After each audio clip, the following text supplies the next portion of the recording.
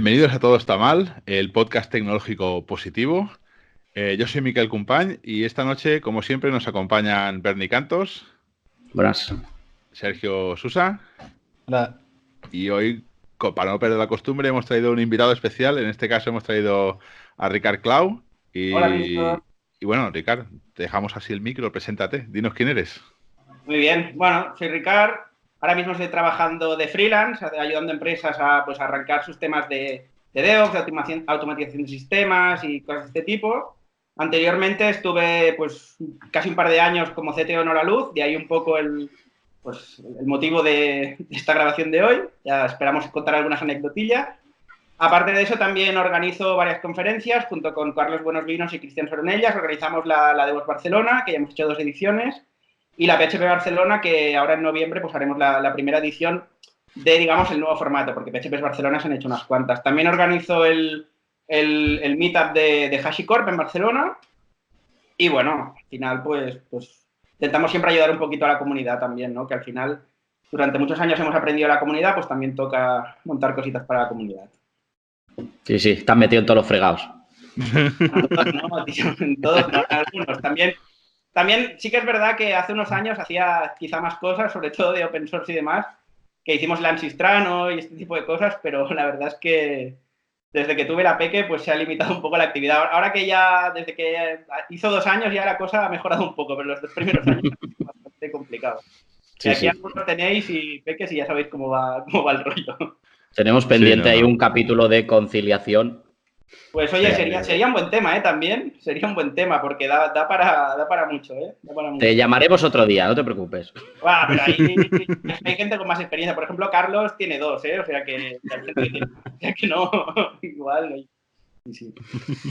Muy bien. Bueno, Berni, ¿de qué vamos a hablar hoy? Ya que más o menos Ricard ha enseñado la patita. ¿Cuál es pues el eso, tema de hoy? como nos adelantaba un poco Ricard, pues vamos a hablar del mundillo de ser CTO o qué implica ser CTO, qué brown se comen los CTOs y cómo desde tecnología cómo podemos aplanar un poquito el camino y ayudarles a que no se tropiecen con demasiadas piedras, ¿no? Muy bien. Entonces, no sé, Ricard, ponnos ahí un poco. Bueno, no sé si cómo de largo va a salir esto, pero vamos a ver. A ver, lo primero también me gustaría aclarar, yo al final de CTO he sido una vez y todo está un poco, digamos, sesgado por esa experiencia, También creo que no es lo mismo una situación como la que me pasó a mí en Holaluz, que es básicamente el CEO es uno de los fundadores.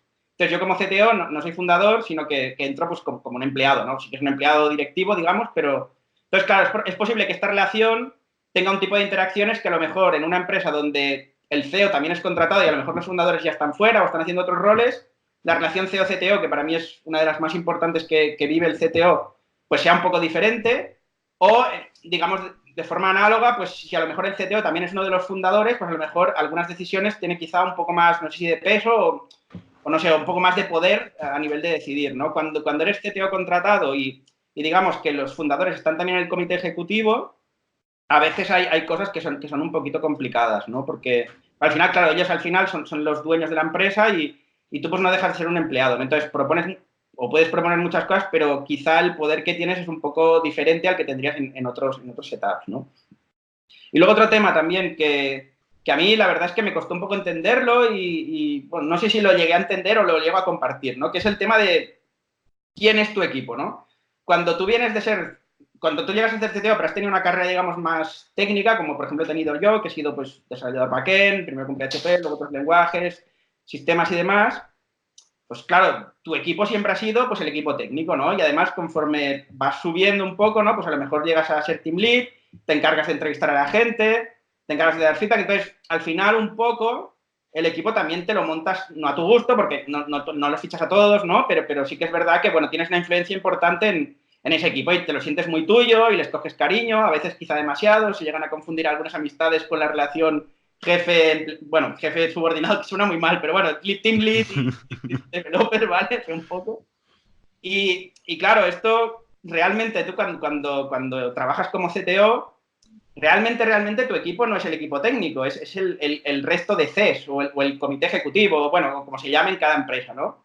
Claro, ahí pues sí que es verdad que con el CEO y a lo mejor alguno de los fundadores o algún otro CEO sí que te ha entrevistado un poco y sí que hayas visto pues a lo mejor si te encaja o no y quizá pues ya un poco vas, no sobre seguro, pero al menos alguna gente ya sí que al menos te ha entrevistado, claro, te encuentras a lo mejor otros departamentos como marketing que seguramente no sabes quién son, se te plantan ahí en las reuniones y dicen sus cosas de marketing, ¿no? Y choca un poco, ¿no? Choca un poco porque hablan lenguajes que de entrada chocan bastante, ¿no? También otro tema que se habla poco es las funciones de un CTO.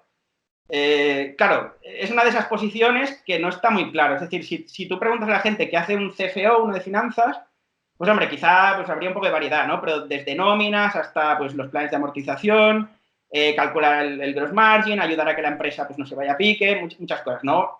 Tienen contables, eso más o menos, no sé si está muy claro, pero cualquiera de tecnología a lo mejor podría definir. Un CTO depende mucho de cada empresa. Hay empresas donde el CTO no deja de ser un gestor del equipo técnico con conocimientos técnicos quizá limitados. En otras empresas el CTO es el primer developer que hubo y pues que tiene un poco título CTO honorífico, ¿no? Y a veces esas situaciones también son complejas porque si la empresa crece, a veces se ficha gente con más experiencia y ahí a veces pues esos CTOs pues pasan situaciones complicadas, ¿no?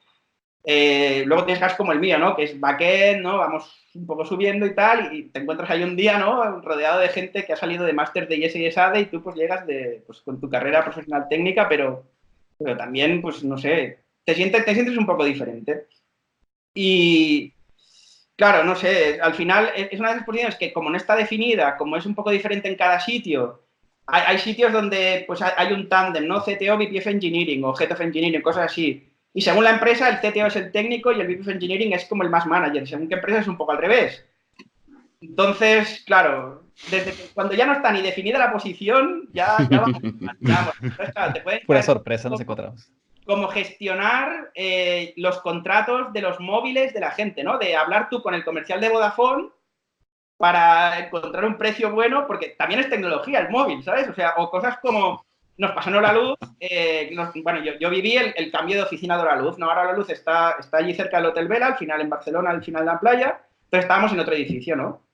Claro, a mí me tocó pues hablar con los paletas de por dónde pasaban los cables de red, dónde querían las tomas de red, porque al final sí que era parte de mi trabajo, ¿no? Pero, ostras, no sé si está un poquito al límite o no, pero sí que es verdad que esto no te lo cuenta nadie, ¿no?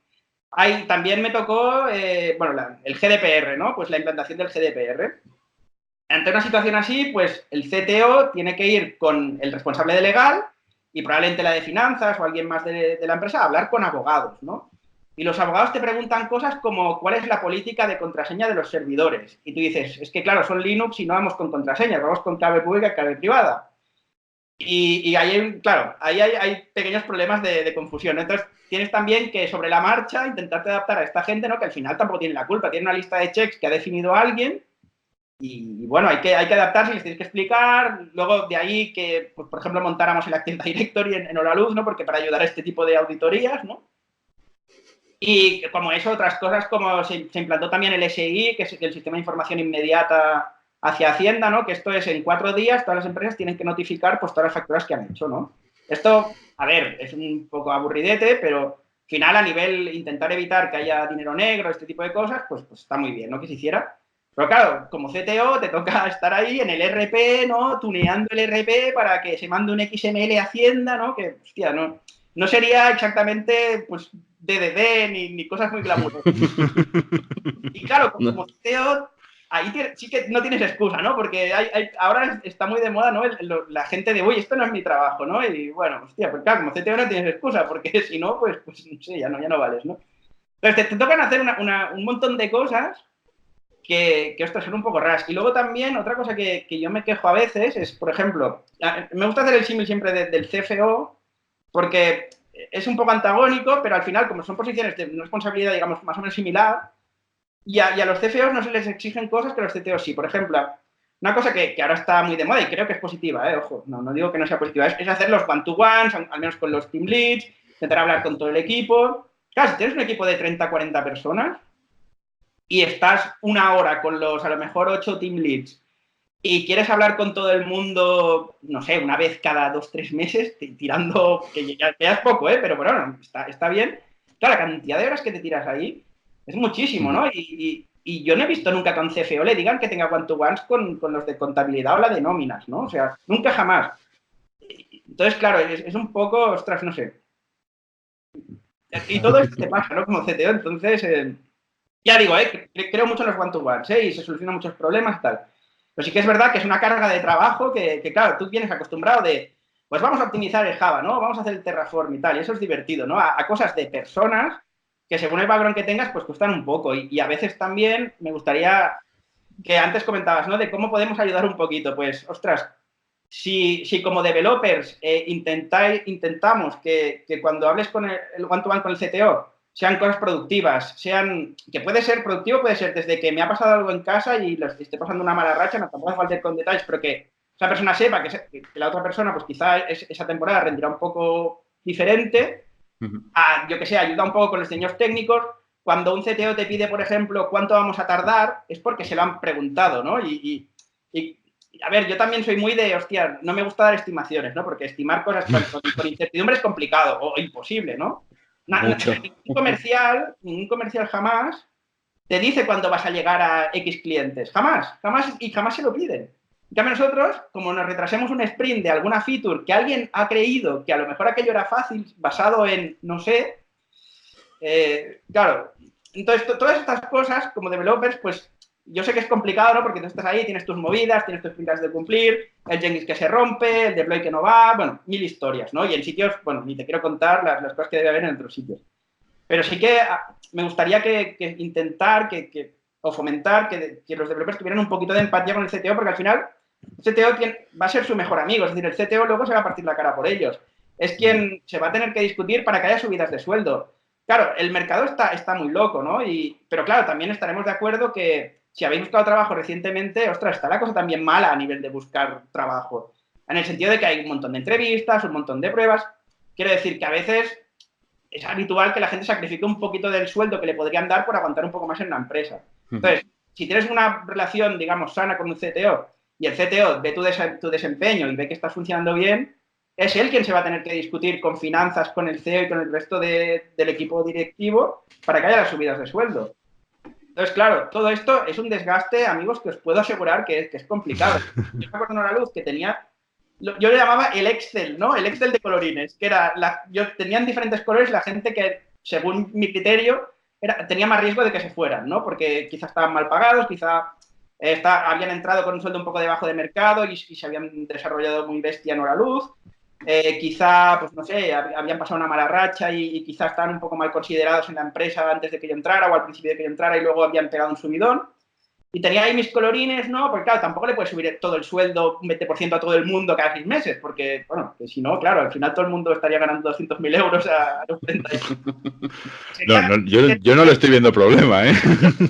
Pero también hay que entender que al final la pasta sale de lo que se vende a los clientes. Entonces, si generamos una masa salarial muy bestia, pues a lo mejor la empresa ha de cerrar. Y total, ya entiendo que hay mucha gente que un poco le da igual, ¿no? Y piensa que eso no es su problema, pero en el fondo no es su problema, cierto, pero su vida un poco se ve influida por estas situaciones. Entonces, pensar que el CTO es tu mejor aliado, pues yo creo que intentar que los one-to-one sean productivos, pues creo que es algo que alguna gente no cuida.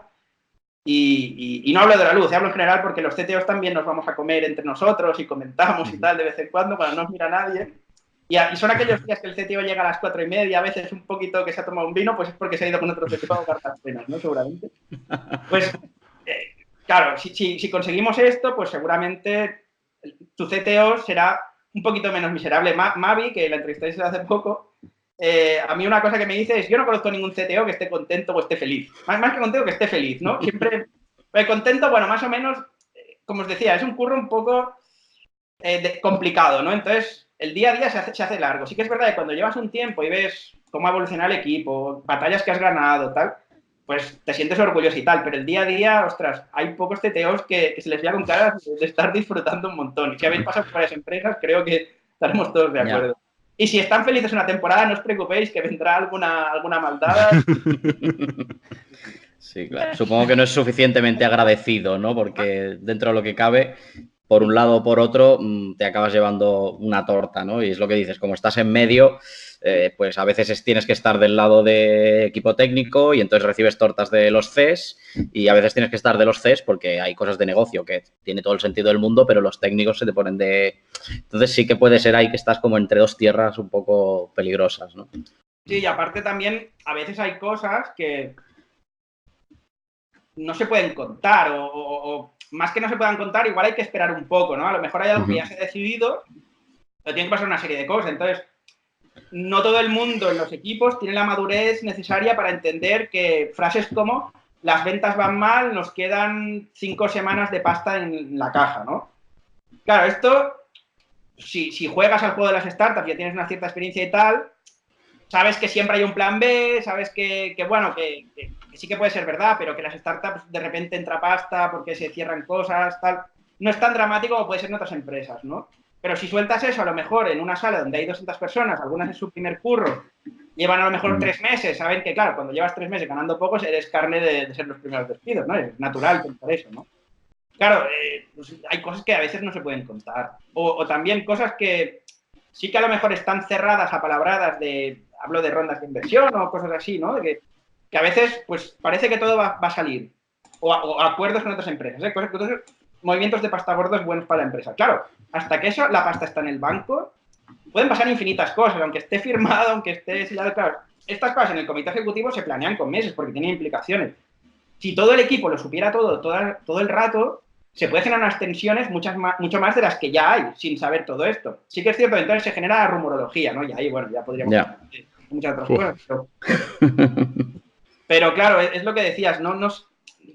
El estar en medio es muy delicado, porque ya os decía, también los técnicos muchas veces te ven como uno de ellos, y sí que lo eres, pero ya tienes otro rol y tienes otro tipo de responsabilidades, ¿no? Entonces, bueno, es complicadete, ¿no? Claro, a mí me gustaría preguntarte, Ricardo, porque claro, antes de ser CTO, tienes unas skills específicas. Seguramente después de que fuiste CTO, desarrollaste algunas otras skills que son un poco más, que son diferentes, ¿no? Imagino que el choque fue bastante fuerte. No sé si me podrías contar un poco, nos podrías contar un poco qué skills has ganado con esta experiencia. Pues, claro, no sé si es solo con ser CTO o también ayudó el hecho de estar en Nueva Luz, que a veces fomenta este tipo de cosas, ¿no? O sea, una cosa que en Nueva Luz se hace mucho es que ayudan, digamos que te llevan bueno, te hacen cursos para ayudarte a hablar en público, ¿no? Y a estructurar tu discurso y a dar feedback. Y dar feedback, por ejemplo, es un tema delicado, porque el feedback cuando es bueno es muy fácil, ¿no? Oh, qué bien lo has hecho, qué guay, vamos a subirte el pelo. Claro, todo el mundo es feliz. Pero hay feedbacks que llevas 3 meses que estás funcionando mal. Llevas 3 subidas a producción que se lía parda. Claro. Entonces, que te ayuden un poquito a dar feedback, pues está muy bien. El hecho de hacerlo cada día, pues evidentemente te ayuda, ¿no? A mí lo que más, un poco contestando a tu pregunta, lo que más creo que he cambiado es la parte, digamos, de gestión de personas. Sí que es cierto que había llevado equipos ya, y equipos, bueno, relativamente grandes, de 10, 15 personas, pero era todo muy técnico, ¿no? Entonces, bueno, lo que era la propia gestión de personas no pasaba tanto. En Holaluz, por ejemplo, teníamos un equipo bastante diverso a todos los niveles, desde tecnologías muy diferentes, edades muy diferentes, bastantes chicas. Claro, todo esto, pues, claro, a nivel de que a cada persona con la que hablabas puedas darle un feedback valioso, que esa persona, pues, si es bien, se lo tome como vamos bien, pero bueno, hay que seguir apretando. Si vamos mal, no es un broncazo te voy a echar mañana, te lo digo antes de que te lo diga el CEO de Recursos Humanos, ¿no? Es vamos a ver cómo lo arreglamos, ¿no? Todo esto, creo que, bueno, no sé si te lo enseña alguien, pero ya te digo, yo antes de Holaluz no me lo había enseñado a nadie, y Holaluz, por un lado, desde el equipo que teníamos, que la verdad es que la mayoría de gente o toda la gente entendía estas cosas, y luego también que la propia Holaluz ayudaba, y me consta que otras empresas también hacen esto, ¿no? De llevar a la gente, digamos, con responsabilidades a cursos o coachings o cosas de este tipo, de enseñar estas cosas, pues la verdad es que lo noté bastante.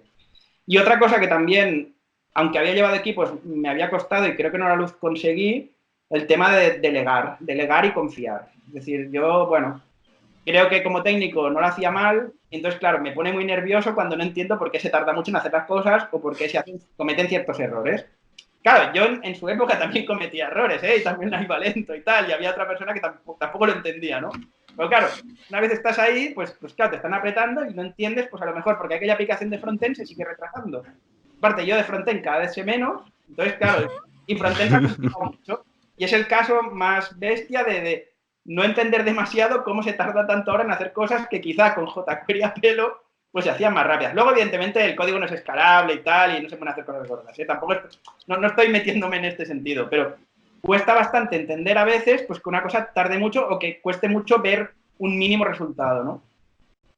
Y claro, si ya a mí me cuesta, imagínate luego ir a la reunión esta, ¿no? Con los otros tres a explicarles que no, claro, es que el NPM ahora pues es complicado, ¿no? Y tal, claro, y tú mismo ya no te lo acabas de creer o de Entonces imagínate lo que piensa ahí la persona de marketing, ¿no? ¿Sabes? O sea, dice, esta peña, ¿qué está haciendo, no? Entonces, bueno, la parte de delegar y confiar, pues sí, cuesta, pero creo que es un aprendizaje que todo el mundo que lleva equipos poco a poco tiene que coger y eso tampoco se enseña, ¿eh? Y bueno, supongo que al final te acostumbras, no sé, porque tampoco te da la vida para todo.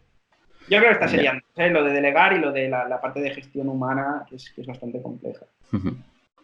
Claro. Claro, porque yo quería también enlazar un poco el tema, bueno, si me permitís o si queréis vosotros, yo iba a comentar un poco que, claro, en ese orden de ideas me gustaría preguntar un poco qué sería mejor o qué es mejor, porque hay perfiles de seteos técnicos, como tú, y perfiles de seteos no técnicos que tienen otras skills diferentes, que puede ser la parte de aprendizaje que tuviste también y que haces. Entonces, está esta balanza para saber qué es que prefiere, o uno mixto, o con el tiempo todos los dos perfiles se vuelven uno más poderoso, bueno, no sé. Depende, bueno, mi teoría, porque igual esto luego, claro, habrá muchas teorías, ¿no? Yo creo que primero depende de la empresa, es decir, una empresa, o no sé, vamos a poner un caso un poco bestia, ¿no? Un New Relic o una empresa así, ¿no? Donde el producto es puramente técnico, donde el equipo técnico es de alto nivel. Es muy probable que un CTO tenga que tener unas skills técnicas bastante al día. Quizá no tanto a nivel de programar, pero sí que tiene que estar al día de lo que se cuece, ¿no? Porque es que si no, la propia empresa lo va a sufrir.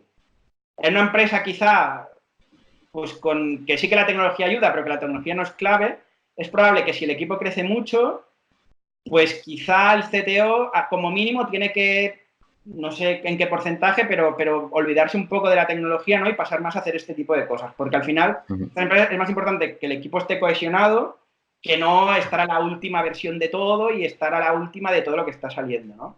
También depende un poco del budget que haya. Es decir, en una empresa donde a lo mejor hay 4 técnicos, pues hombre, montar un CTO, un VP of Engineering y tal, pues no tiene mucho sentido. Y algunas que lo hacen quizá demasiado pronto, ¿no? Vale, no voy a entrar. Pero vaya, que claro, cuando, por ejemplo, en la luz, ¿no? Yo cuando entré, éramos 8 en el equipo técnico ya. Y pues, claro, me daba para hacer un poco de sistemas, me daba para hacer la gestión de equipo y me daba incluso no programar, pero algún pull request hice todavía, ¿no? Muy al principio. Si miráis ahí en el repo, igual queda algo. Pero claro, cuando yo me fui éramos 30. Y en ese momento, claro, es lo que os decía, ¿no? El hecho de poder hablar con la gente, pues era complejo. Entonces, es probable que en ese punto, no sé en qué número, pero a partir de unos quizá 20 y pico, la figura yo creo que se tiene que desdoblar un poco, al menos que sea un tándem, ¿no? Y que haya una parte de lo que es la dirección de tecnología que sea puramente técnica, en el sentido de mirar nuevas tecnologías, estar al día, pensar la estrategia técnica 3-4 años, ¿no? Pues yo qué sé, ¿vamos a ir a containers o no? Bueno, parece que sí, pero bueno, quizá todavía no, quizá dentro de un año. Y otra parte, pues un poco que ayude más a la cohesión del equipo, a la parte de personas, a la parte de management, ¿no? Pero claro, esto ya depende mucho de cada caso. Mi teoría es que a la que crece el equipo tienes que desdoblarte un poco, porque creo que hacer bien las dos cosas es complicado. Y no hay tiempo tampoco. Más que, bueno, aparte de ser complicado, ¿no? Y que es difícil que una persona lleve bien las dos cosas, es también que es que no te da tiempo. Entonces, para hacer dos cosas mal, pues mejor que haya 2 personas y que las dos hagan una cosa bien, ¿no? Pero bueno, es un tema de budget ahí ya y no sé qué pensar. Sí. Finanzas, ¿no? Bueno, también un poco enlazado con lo que comentabas antes, ¿no? Del CTO que está ahí porque es el primer developer que hubo o es el que ha levantado gran parte de tal. Claro, esto cuando la empresa escala, este developer, este CTO de pacotilla, bueno, no sé, es que no sé bien cómo explicarlo, pero claro, para el principio encaja. También hay casos que se adaptan. Hay gente que, mira, es espabilada y asume también este nuevo rol y lo hacen bien, ¿eh? Sí, pero tienes que evolucionar. Muy jovencillos, por ejemplo, de 24 25 años, que el caso que decías tú, ¿no? Que han entrado casi de becarios en una startup, ¿no? Y al final han llevado equipos relativamente grandes y es posible hacerlo bien, o sea, no... Pero yo entiendo también que para llevar un equipo de tantas personas, ostras, algo de experiencia laboral también hay que tener, y experiencia incluso vital, ¿eh? O sea, a mí me ha ido muy bien tener mi hija para según qué cosas, ¿no? Porque la paciencia que tienes que tener con un niño, pues también en el trabajo, ¿no? Y eso es una cosa que los fundadores de la luz me decían mucho, te irá muy bien tener una hija para calmar los ánimos, que bueno, no sé si exactamente así, pero como mínimo para tener así un poco más de templanza, ¿no? Pero bueno, eso ya no sé. Ay, Dios mío. Yo quería hablar un poco de la figura esta del CTO de startup, que al menos fue mi caso en su momento, que a mí se me fichó como CTO de startup y a mí y es muy gracioso porque a mí me decían, tú eres el CTO y en el fondo yo era el developer, lo que decís vosotros, el developer más espabilado, el developer que empieza el primero, el developer lo que sea, pero al menos yo donde estuve, o mi experiencia, era como muy importante, no, tú no eres developer, tú eres el CTO, que cuando vengan aquí gente que quiera invertir, aquí hay el CTO, hay el de finanzas, que el de finanzas es el CFO, pero le decían CFO, pero era un pobre chaval que era un contable que, bueno, que hacía lo que buenamente podía, pagaba nóminas, pagaba proveedores, o sea, un trabajo así que dices, bueno, sí, eres el CFO porque eres el único que hay, pero tampoco es que yo, y lo mismo que yo, o sea, el developer, pues eres el único que hay, ¿no? Y a veces es la sensación esta que por desgracia, en muchas empresas así, hay como esta titulitis, este momento de, oye, realmente no te hace falta un CTO. Realmente no te hace falta que sea CFO. No te hace falta nada de esto. Yo mismo, o sea, sí, fui CTO, pero no me considero CTO. No tengo los skills estas de llevar un equipo de 30. No tengo las peleas de... Bueno, que peleas he tenido muchas en muchos sitios con proveedores y cosas así, pero no al nivel este de, yo qué sé, de una empresa de 30, 40, 200, 300 personas, que tienes que ir a comprar ordenadores y dices, espera, que tengo que comprar 300 ordenadores. No es tan fácil como me voy a cualquier PC Componentes o cualquier sitio y compro un ordenador. No.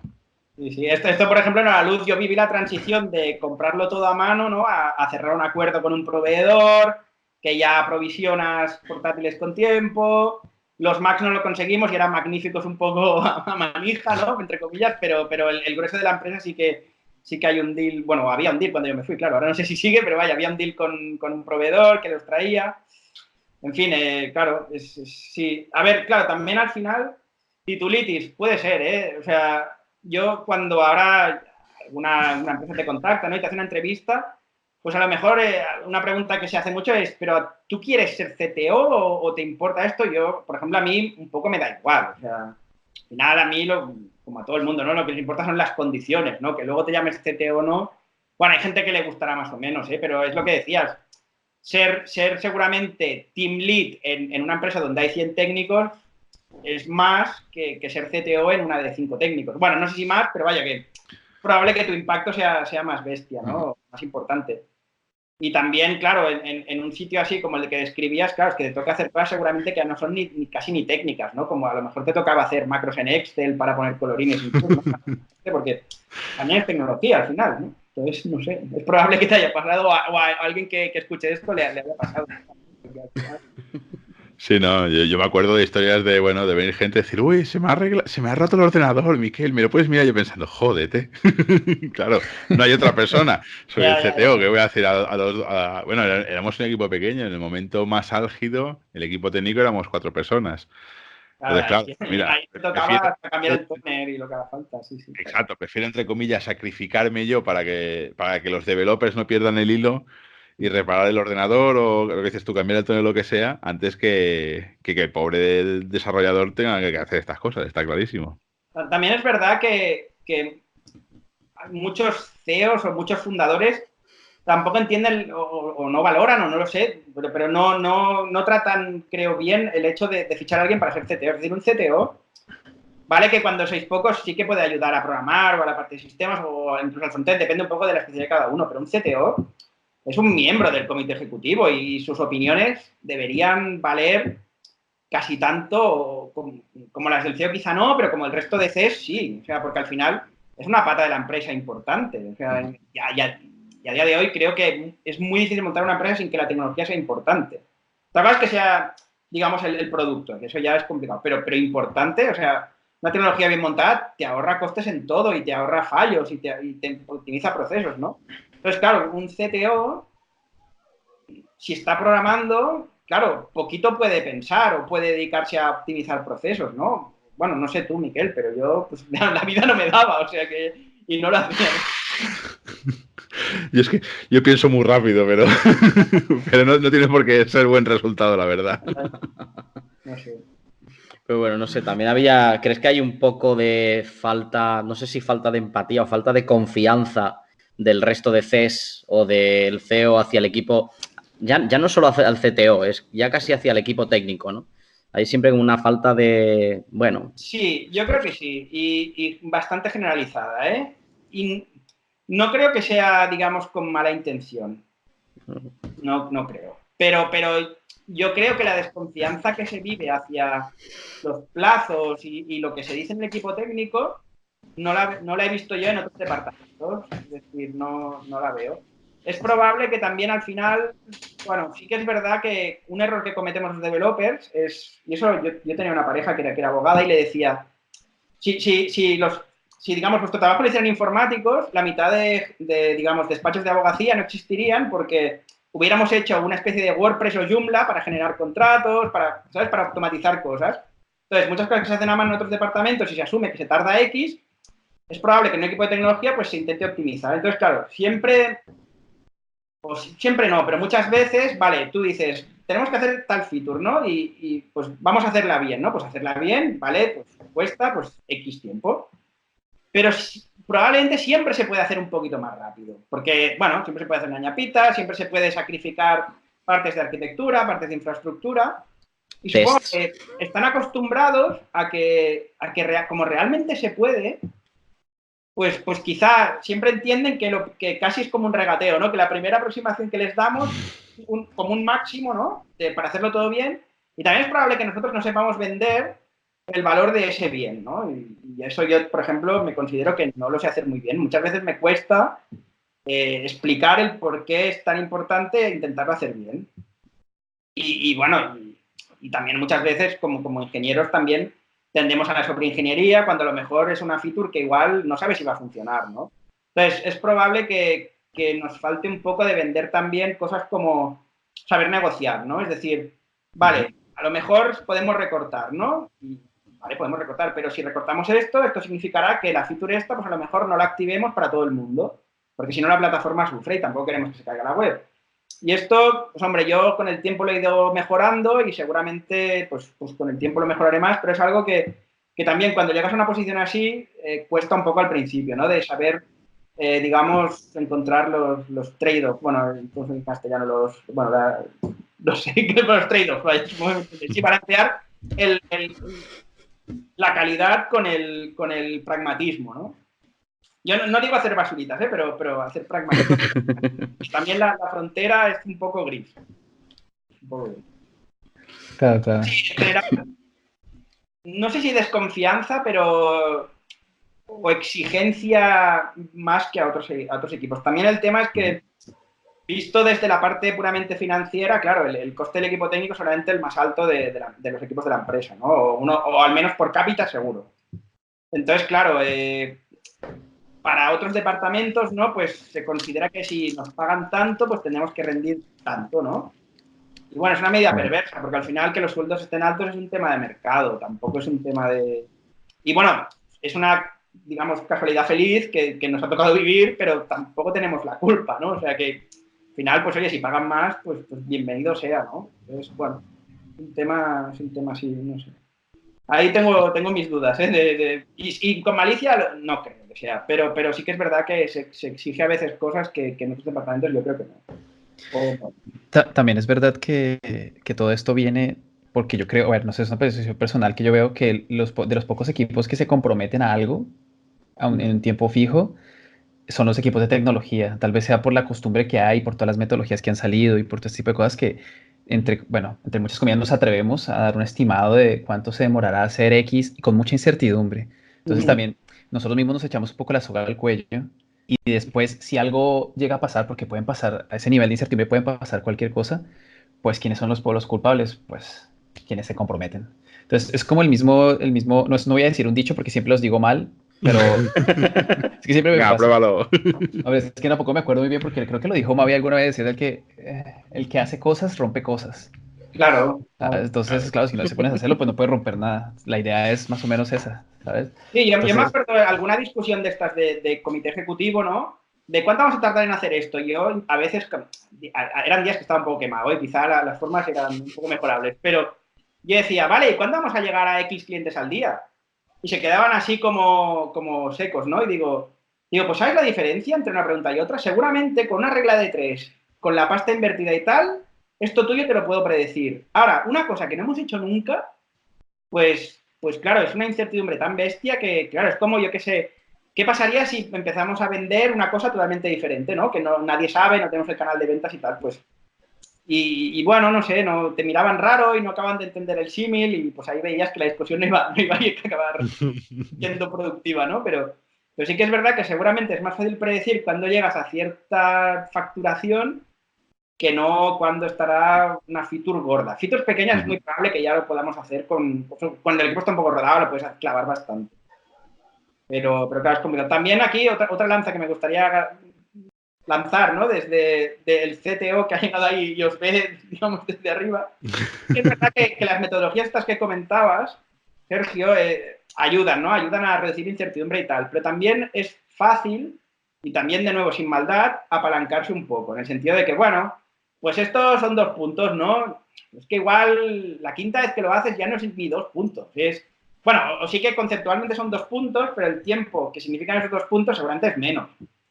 Y bueno, pues como la otra vez tardamos 4 horitas, pues oye, ahora está automatizado, pero también le echamos 4 horitas, ¿no? Y hay veces que también, ostras, hay equipos que a veces cuesta un poco que estén siempre enchufados. Y seguramente hay muchos motivos para ello, ¿eh? Y también el CTO es culpable de que la gente no esté enchufada, ¿eh? Ojo también. Pero sí que es verdad que el Scrum es muy fácil, o bastante fácil, viciarlo. Al final, claro, para reducir incertidumbre, cortamos las tareas en cosas muy pequeñas y a todas le tenemos que dar un valor, aunque sea un punto, ¿no? Entonces, claro, a veces hay un punto que es nada, o es un minuto, bueno, no sé, 5 minutos. Bueno, nada es nunca un minuto, 5 minutos, porque todo puede salir mal, ¿no? Pero creo que me entendéis, ¿no? En el sentido de que es fácil acostumbrarse a coger velocidad de sprint, que la velocidad incluso la vas incrementando a nivel de cada vez haces más puntos, pero quizá es fácil acomodarse en cumplir los sprints, ¿no? Y a veces, a lo mejor un sprint ha ido muy bien y podemos hacer un poquito más. O no hace falta que sean tareas del backlog, a lo mejor, pues si nos sobra medio sprint, pues vamos a optimizar aquella cosa que nos duele, ¿no? No sé. También es verdad que en todo esto de sprints y esto, bueno, yo esto no sale un poco del tema, pero también he visto que se mida mucho que se haya logrado el sprint, pero posiblemente el equipo que no logró el sprint hizo 10 veces más que el que lo logró durante 5 sprints seguidos. Porque tampoco se puede medir eso de forma sencilla. Y claro, no se ve desde arriba, seguramente. Tiene que estar muy abajo para poder notar ese detalle. No se ve, porque lo que se suele reportar es porcentaje de sprints cumplidos. Como mucho sí que puedes mostrar alguna gráfica de evolución de puntos, pero los puntos ya sabéis que son bastante, digamos, viciables.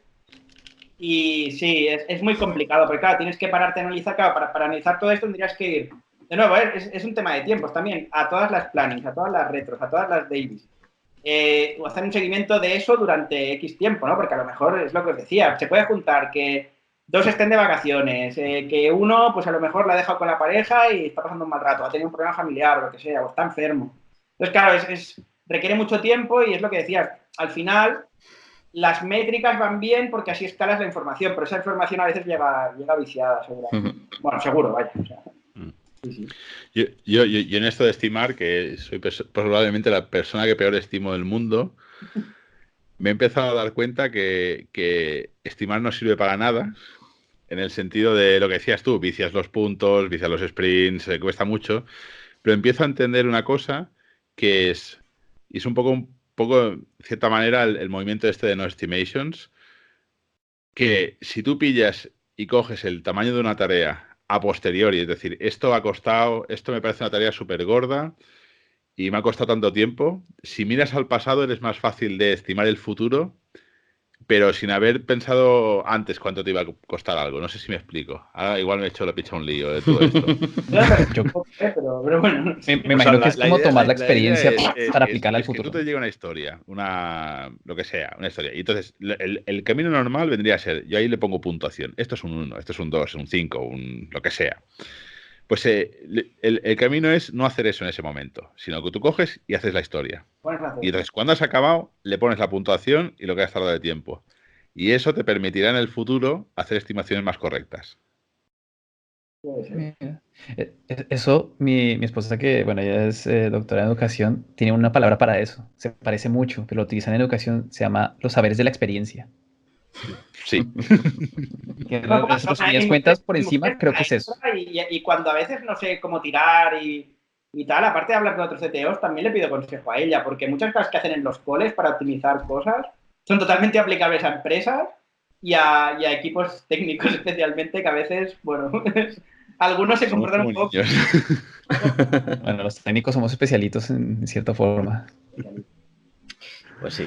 No sé, bueno, yo creo que al final esto de las estimaciones, a ver, claro, no estimar, yo soy muy de decir, no vamos a estimar, pero claro, también entiendo que al final el negocio necesita un poco un marco referencial, ¿no? Entonces, yo creo que estimar en tiempo sí que es una tontería, o más que una tontería no sirve para nada porque casi nunca lo cumples, y también si no lo cumples siempre hay algún motivo, o sea, pero sí que estimar en complejidad y en duración en el sentido de cuántas cosas tienes que hacer, ¿no? Es decir, por ejemplo, imagínate que es una tarea que son actualizar 100 servidores, ¿no? Pues igual sí que, digamos, en complejidad es poco, porque es tirar un Ansible, ¿no? A lo mejor, pero en número de cosas que pueden salir mal, pues claro, tienes 100 servidores que a lo mejor a 10 en SSH las keys no están bien, ¿no? O cosas de este tipo. Entonces, estimar en estos dos ejes de complejidad y número de acciones, pues quizá te da un marco referencial, ¿no? Para saber la complejidad de algo y que eso normalmente se puede traducir a algo temporal aproximado. Pero claro, estos sitios donde, vale, decimos 2 puntos porque eso es un mediodía, ¿no? Tía, no sé, ese es el problema y eso es cuando se inicia, ¿no? Pero todo al final es un tema de confianza, ¿no? Que salía antes, ¿no? Al final, si realmente negocio tuviera la confianza de que el equipo técnico siempre está haciendo lo que toca, o lo más importante, cosa que tampoco hacemos seguramente muchas veces o algunas veces, pues quizá la relación, digamos, negocio-tecnología sería un poquito mejor. Pero claro, bueno, no sé, no tengo una solución para esto.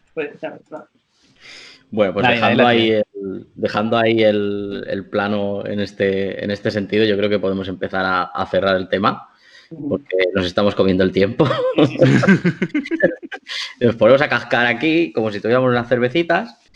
Pero bueno. Que hasta ahora ya la cosa ya no tenemos mucho más que hacer luego. No. O sea, si por mí estaríamos aquí 9 horas como Pepe Rubianes, pero no se puede. Pero bueno. Bueno, pues yo, acabando el episodio como siempre, yo creo que es el momento del dato de mierda. Mi sección. Ahora aquí introducimos una cuña, ¿eh, Sergio? Houston, tenemos un problema.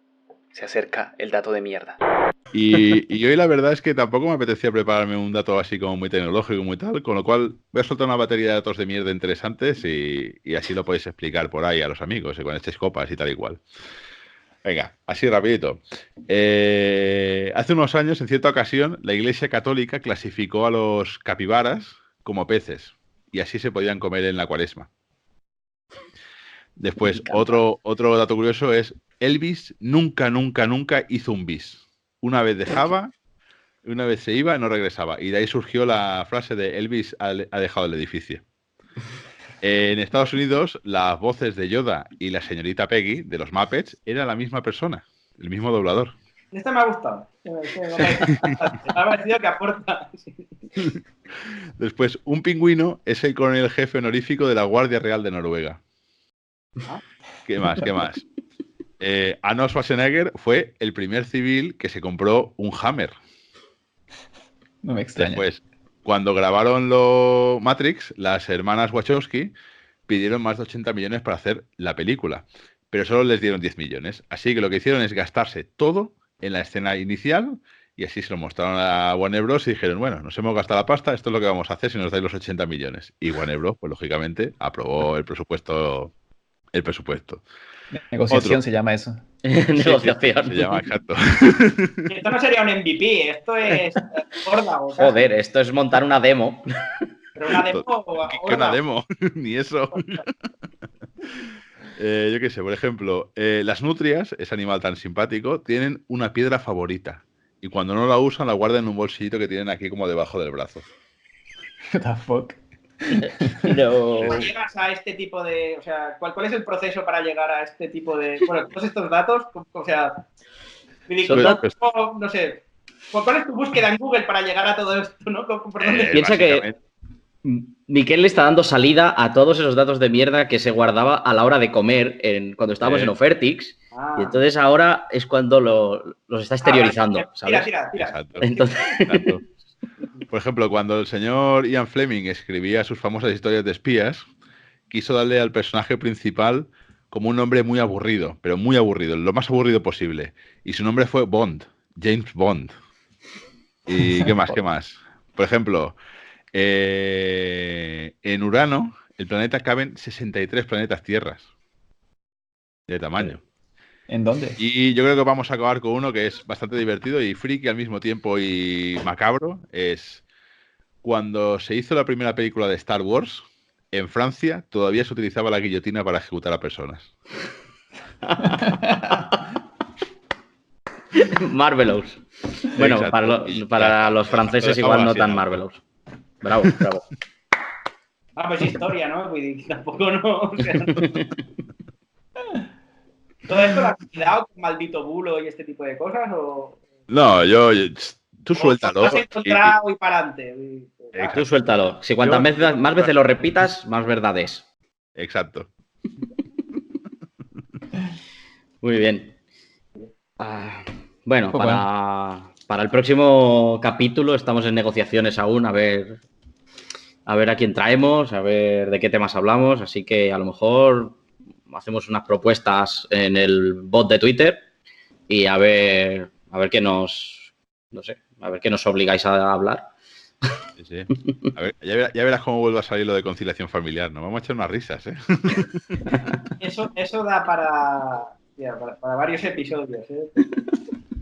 Sí. Es curioso porque al final siempre que lo hemos intentado no acabamos siendo 4 hombres blancos hablando de conciliación familiar. O sea, a ver si alguna mujer se atreve un pelín más a hablar del tema, que puede ser algo interesante.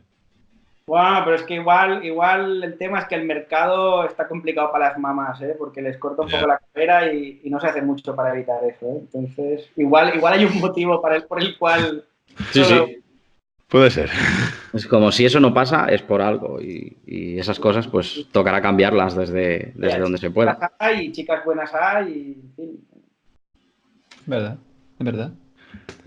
Bueno, pues señores. No vamos a hacer berenjenal aquí, que esto es igual de... No empecemos el siguiente episodio. No. Pues nada, Ricardo, ha sido un placer tenerte hoy entre nosotros. Igualmente un placer. Y yo creo que, vamos, a Ricardo habrá que volverlo a invitar porque tiene cuerda para hacernos un año entero de episodios el solito. A mí se me ha quedado corto, ¿eh?